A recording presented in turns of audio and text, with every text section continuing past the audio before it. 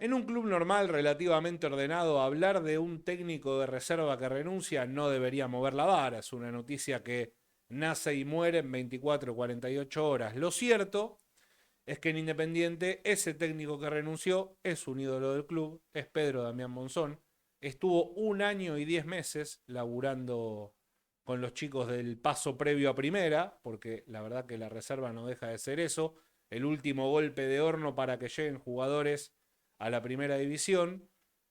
Y hay detalles, hay cositas, hay reuniones, hay relaciones interpersonales que sumadas hicieron que el vaso termine de rebasar y se llegue a esta decisión. Para algunos apresurada, porque la idea era tomarla más a fin de año, y para otros tardía, porque creían que Monzón se tendría que haber ido mucho tiempo antes. ¿Cómo andan? Buenas tardes, un abrazo grande para todos, para todas. Bienvenidos a este canal que, como siempre digo, lleva mi nombre, pero lo vamos haciendo entre todos y entre todas. Estamos a jueves a las 5 de la tarde hablando de este video. Ustedes me pueden decir, che, pero ¿por qué no esperaste hasta la noche que juega la reserva contra Lanús? Va a ser el último partido de Monzón y seguramente dé una conferencia de prensa o algunas notas individuales explicando los porqués de la salida. Es cierto, tal vez me estoy precipitando un poco, pero quiero contar la información que tengo hasta acá. Después ustedes la podrán cotejar con el propio protagonista o con otras fuentes para explicar el motivo desde mi punto de vista y desde mi análisis apresurado de la salida de Monzón.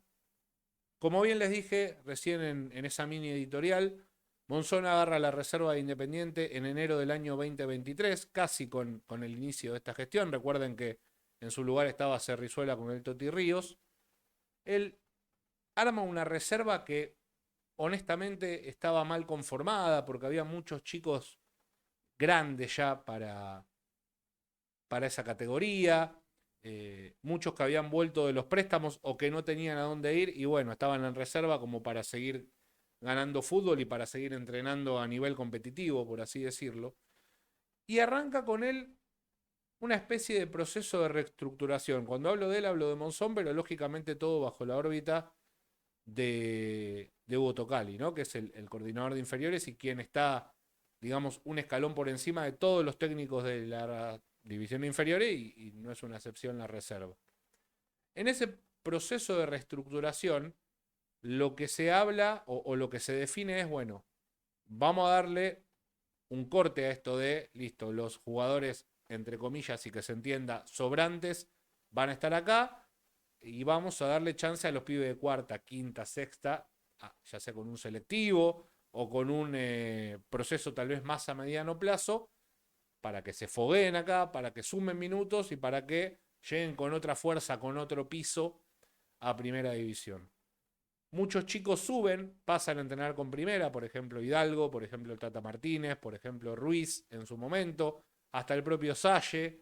Bueno, empiezan a abarcar esas zonas y otros quedan como, repito las comillas, maestros o aprendices de estos chicos nuevos que estaban dando sus primeras armas en la categoría.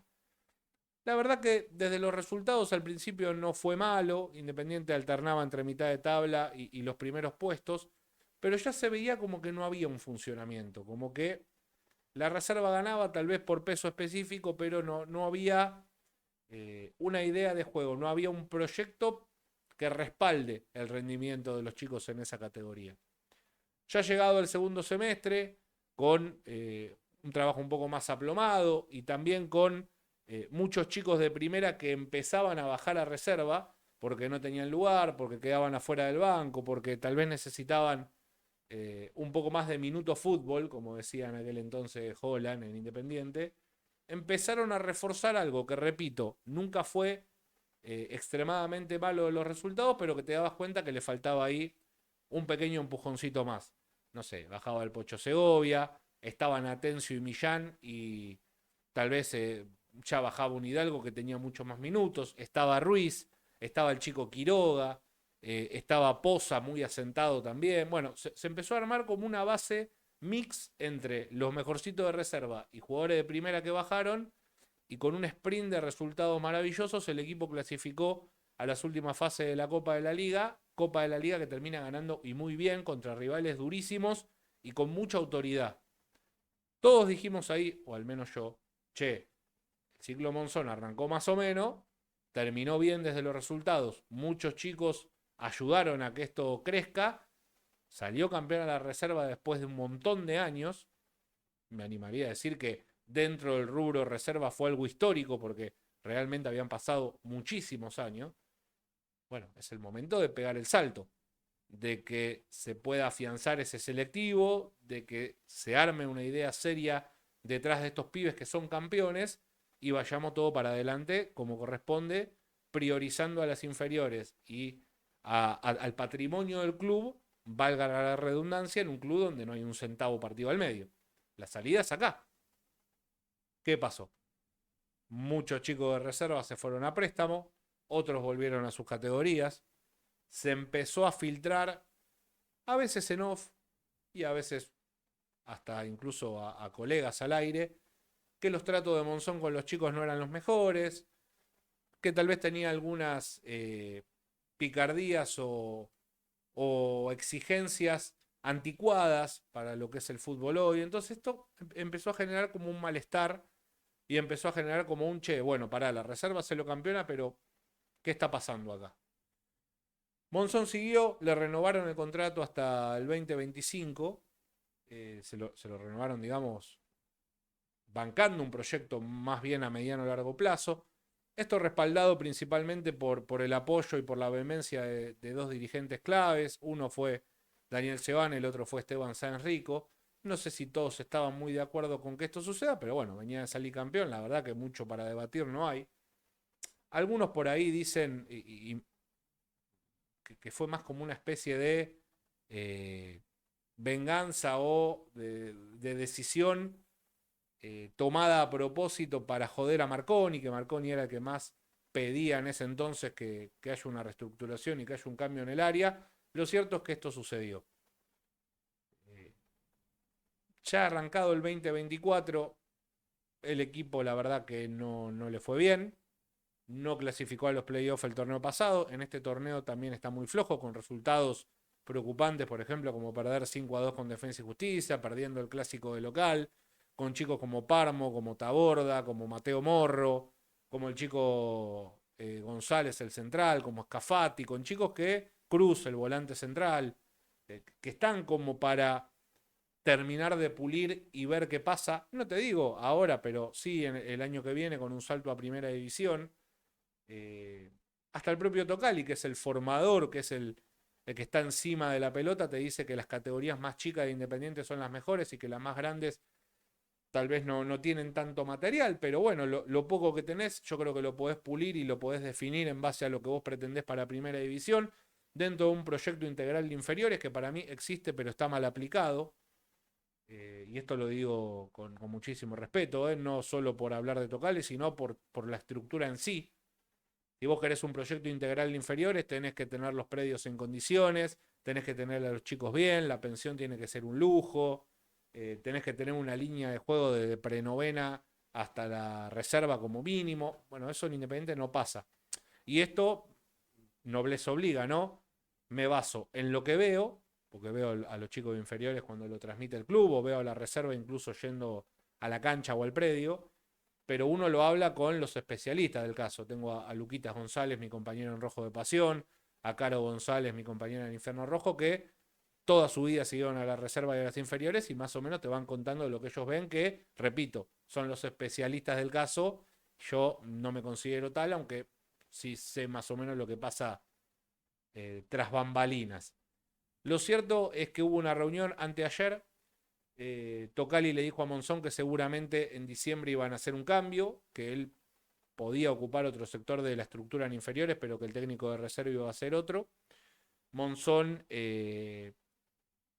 medio como que no quiso hablar en el momento con Tocali, como que le quiso pedir alguna explicación, pero entendió que con este partido que se juega hoy con Lanús tan a la vuelta de la esquina no era conveniente revolucionar todo.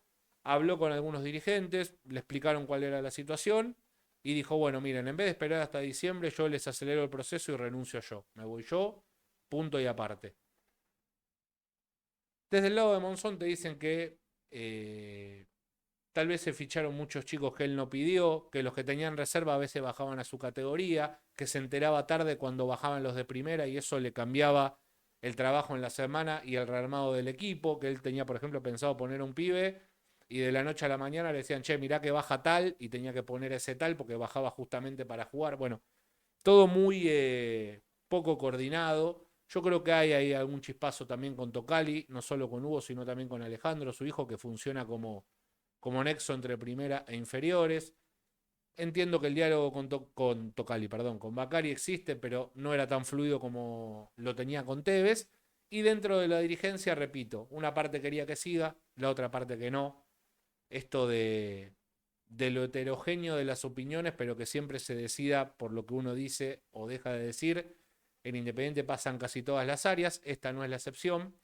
Y lo cierto es que Monzón, repito, ya no es más el técnico de la reserva. A modo de cierre y opinión personal, a mí me parece que lo de Monzón tuvo que haber tenido un corte mucho antes. Yo digo que es una decisión anticipada porque desde el club esperaban que sea en diciembre, por eso digamos que se adelantó 2 meses, pero yo creo que es una decisión tardía. Que Monzón, que es un ídolo independiente y tiene las puertas abiertas del club cuando quiera, donde quiera y como sea, porque se lo ganó como jugador, porque es hincha y porque siempre respetó el escudo, no tenía ese perfil de técnico formador, eh, no tenía ese feeling, ese tacto, ese feedback que necesitan los chicos a esa edad para sentirse respaldados en un proyecto, para nutrirse de conceptos que les sirvan para estar en primera. Y la verdad es que es eh, como, a ver que se entienda el término, como una pérdida de tiempo, ¿no? Para esos chicos que están, repito, en el último golpe de horno y como que se sienten vacíos o como que les falta algo para poder creérsela y poder llegar a primera.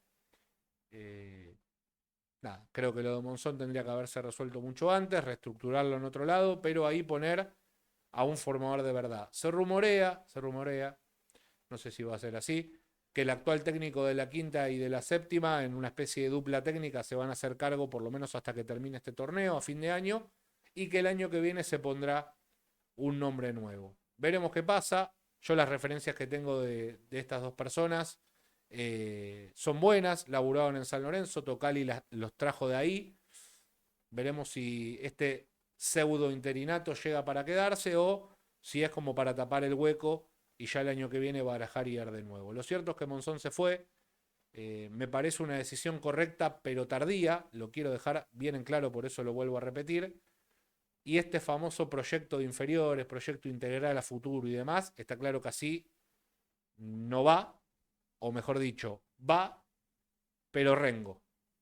Si no lo acomodan, probablemente termine la gestión, esta gestión que tiene hasta diciembre del 26, y sea uno de los puntos, uno de los ítems que pongamos en el debe.